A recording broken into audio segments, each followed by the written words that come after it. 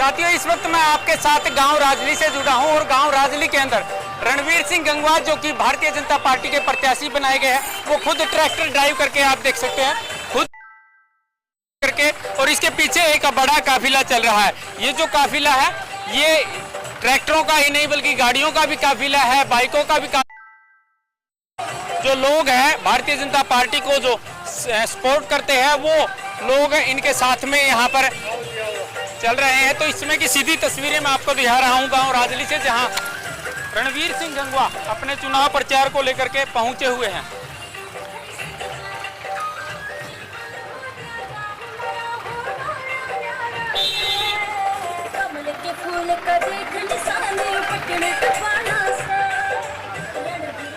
तो साथियों देखिए, एक बार मैं काफिले की तस्वीरें आपको दिखा देता हूं, जहां रणवीर सिंह गंगवा अपने काफिले के साथ में पहुंचे हैं और ट्रैक्टरों का एक बड़ा काफिला, पीछे की तस्वीरें मैं एक बार आपको दिखाना चाहूंगा।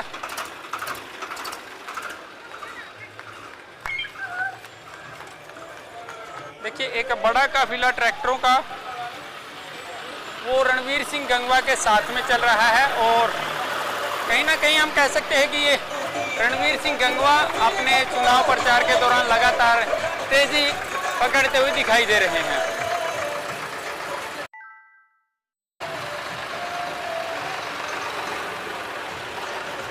देखिए, एक बड़ा काफिला ट्रैक्टरों का रणवीर सिंह गंगवा साथ में लेकर के चल रहे हैं। दोनों तरफ की मैं तस्वीरें एक बार आपको दिखाना चाहूँगा। देखिए, पीछे की जो तस्वीरें है, बड़ा काफिला, लंबा काफिला आप तस्वीरों के माध्यम से देख रहे हैं। ट्रैक्टरों का जो काफिला है, एक बड़ा लंबा काफिला रणवीर सिंह गंगवा। देखिए, पीछे की तस्वीरें मैं आपको एक बार जूम करके दिखा रहा हूँ और इसके पीछे गाड़ियों का भी काफिला है। तो चलिए अभी आपको आगे की तस्वीरें मैं दिखा देता हूँ।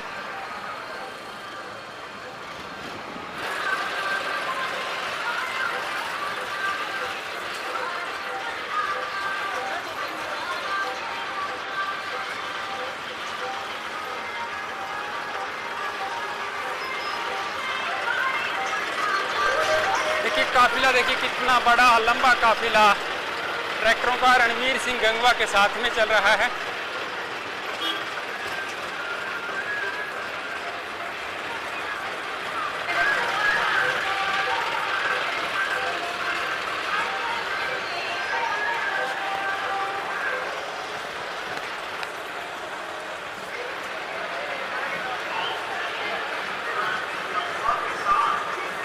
ट्रैक्टरों का एक बड़ा काफिला रणवीर सिंह गंगवा के साथ, पीछे की मैं तस्वीरें दिखाऊंगा आपको। देखिए, पीछे की तस्वीरें, पीछे गाड़ियां और भी आ रही हैं।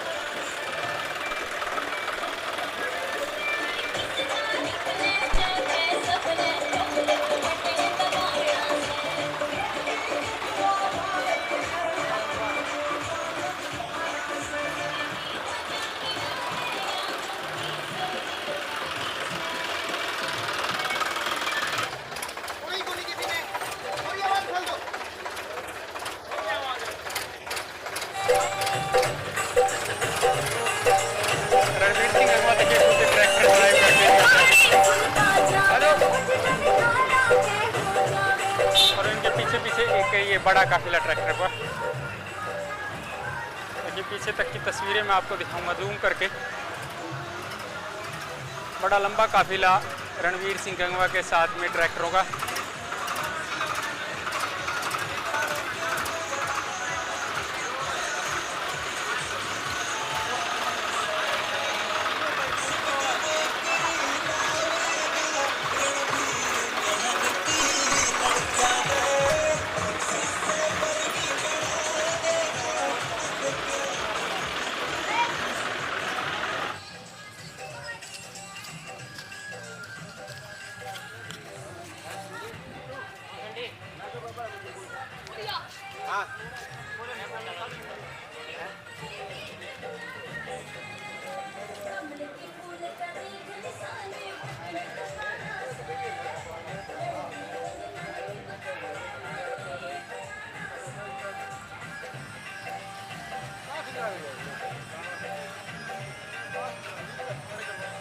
राम राम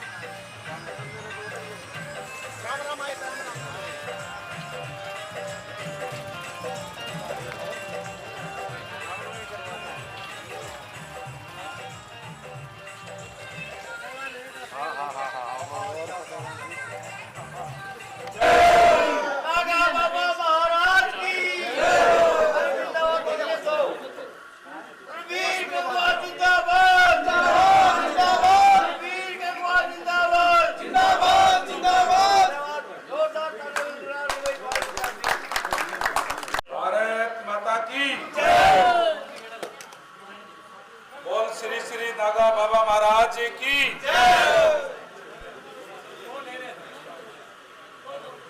बहुत ही आदर सम्मान के हो। आज ऐतिहासिक गांव राजगीर में इस ऐतिहासिक मंदिर में मंदिर प्रांगण के अंदर यहाँ उपस्थित गांव राजगीर के मेरे सम्मानित बुजुर्गों, नौजवान दोस्तों, जहाँ तक घरों में आवाज जा रही माता शक्ति माताओं और बहनों, आज बाबा जी के चरणों में हाजिरी लगा करके और आप लोगों के बीच में भारतीय जनता पार्टी की टीम वोट की अपील करने के लिए आई है। जैसे आपको पता ही है कि 5 तारीख को वोट पड़ने हैं विधानसभा के, और ये वोट ये तय करेंगे कि अगली सरकार हरियाणा प्रदेश में किसकी बने। साथियों, पिछले 10 सालों से भारतीय जनता पार्टी की सरकार प्रदेश के अंदर चल रही है और इन 10 सालों के अंदर नए नए आयाम स्थापित करने का काम किया है। इससे पहले 10 साल कांग्रेस की सरकार थी भूपेंद्र सिंह हुड्डा जी के नेतृत्व में, और उस सरकार के अंदर नौकरियों के रेट फिक्स थे। नौकरियां श्रेयाम बेची जाती थी या केवल पॉलिटिकल सिफारिश पे मिलती थी। उस परंपरा को दूर करके हरियाणा एक, हरियाणवी एक का नारा देकर के और नौकरी मेरिट के आधार पर करने का काम किया, और जितनी भी नौकरियां भारतीय जनता पार्टी की सरकार बनने के बाद में लगी, सारी की सारी मेरिट पे दी गई। आपके गांव में भी बालक लागे होंगे, आपके गांव में लागे हैं कि बालक नौकरी लागे हैं, तो लागे हैं तो कोई यूं नहीं कह सकता कि बच्चा मैंने लगाया है। 72 बच्चे लगाए हैं, बता रहे हैं। कोई भी यूं नहीं कह सकता कि बच्चा मैंने लगाया है। हम तो ये कहते हैं कि बच्चा योग्य है और अपनी योग्यता के आधार पर इसने नौकरी ली है सरकार से। हम यूं नहीं कहते कि हमने दी है। ये फर्क है कांग्रेस पार्टी में और भारतीय जनता पार्टी में। जहाँ बच्चों के अंदर एक मोरल डाउन हो गया था, मैं पढ़ तो दूंगा लेकिन मेरे माँ बाप के पास ना पैसा है ना पॉलिटिकल सिफारिश है, मैं नौकरी कैसे लगूंगा, इस तरीके के हालात थे। इसी तरीके से बीपीएल कार्ड बना करके, और जहाँ बीपीएल की आय सीमा पूरे देश के अंदर 1,20,000 रुपए है, वहीं हरियाणा प्रदेश के लोगों को और ज्यादा फायदा मिले इसके लिए हरियाणा सरकार ने लगभग 600 करोड़ रुपए अपने खजाने से दे करके उस आय सीमा को 1,80,000 रुपये किया। उसका परिणाम ये है कि और ज़्यादा लोगों को आज उसका लाभ मिल रहा है। परमात्मा ना करे अगर किसी के घर में हारी बीमारी आ जाए तो जो बीपीएल परिवार है उनका चिरायु हरियाणा के नाम से कार्ड बनाया जाता है, जिसमें 5 लाख रुपए तक का इलाज फ्री किया जाता है, कोई पैसा नहीं देना पड़ता प्राइवेट हॉस्पिटल के अंदर भी। इस तरीके की व्यवस्था करने का काम हमारी सरकार ने किया है। और अभी नए मुख्यमंत्री नायब सैनी जी जब से बने हैं, उन्होंने हरियाणा प्रदेश के लोगों के दिलों में अपनी जगह बनाने का काम किया है। जिस तरीके के ऐतिहासिक फैसले लिए हैं, हमने कहा है कि हमारा जो जमींदार जितनी भी फसल बोएगा हम सारी की सारी एमएसपी पे खरीद करने का काम करेंगे। हरियाणा प्रदेश का देश का पहला ऐसा राज्य है जिसमें सभी फसलें एमएसपी पे खरीद करने का ऐलान किया गया है। इसी तरीके से बारिश लेट आने के कारण इस बार किसान का खर्चा बढ़ गया और इसलिए तुरंत यह फैसला किया गया कि 2,000 रुपये प्रति एकड़ के हिसाब से किसान को उस खर्चे की भरपाई के लिए दिया जाएगा।